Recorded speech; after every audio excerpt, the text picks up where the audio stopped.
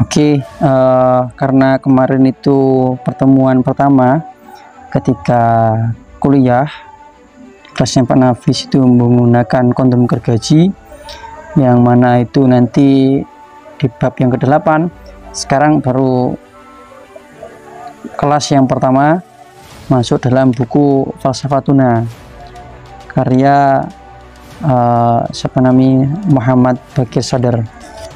Yang mana di sini saya memakai Falsafatuna terjemahannya Pak Nafis, ya, yaitu sebagai pengampu buku ini. Pertama-tama pada bab 1 pertemuan kemarin adalah tentang sumber utama pengetahuan.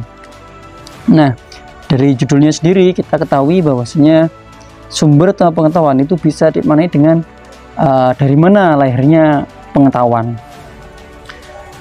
Yang mula-mula di paragraf yang pertama itu menjelaskan tentang perdebatan epistemologi, lebih-lebih dalam filsafat modern, yang mana di situ diterangkan seandainya epistemologi itu merupakan titik tolak keberangkatan filsafat yang kokoh tentang alam semesta dan dunia ini.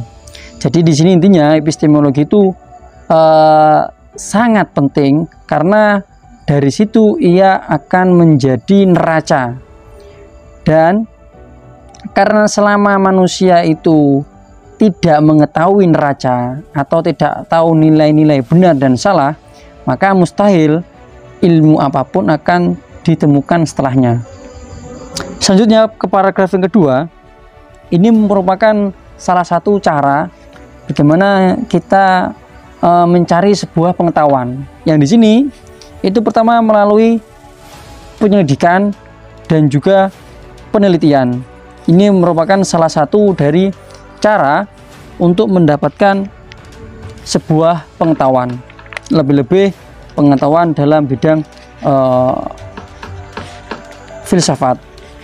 Oke, yang ketiga, nah ini mungkin salah satu yang kemarin itu paling panjang lebar pembahasannya, karena di sini poinnya itu adalah sehingga manusia bisa membentuk pengetahuan baru dengan bantuan pengetahuan sebelumnya.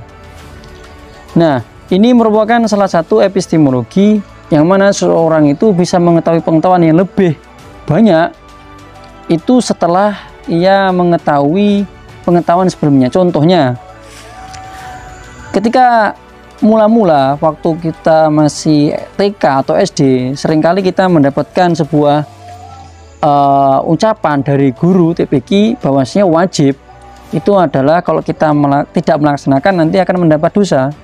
Tetapi kalau kita belajar sebuah dalam ilmu kalam atau tauhid, nanti kita mengetahui bahwasanya wajib itu berbeda dengan apa yang pernah dipelajari. Nah, dari kedua pengetahuan ini maka memiliki pengetahuan yang baru. Apa itu? Bahwasanya wajib itu maknanya tidak satu.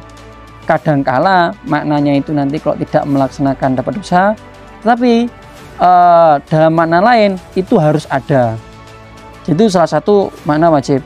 Atau kita mengetahui dalam satu bidang aspek, kemudian dan bidang aspek lainnya, kemudian nanti akan mendapatkan kesimpulan yang baru.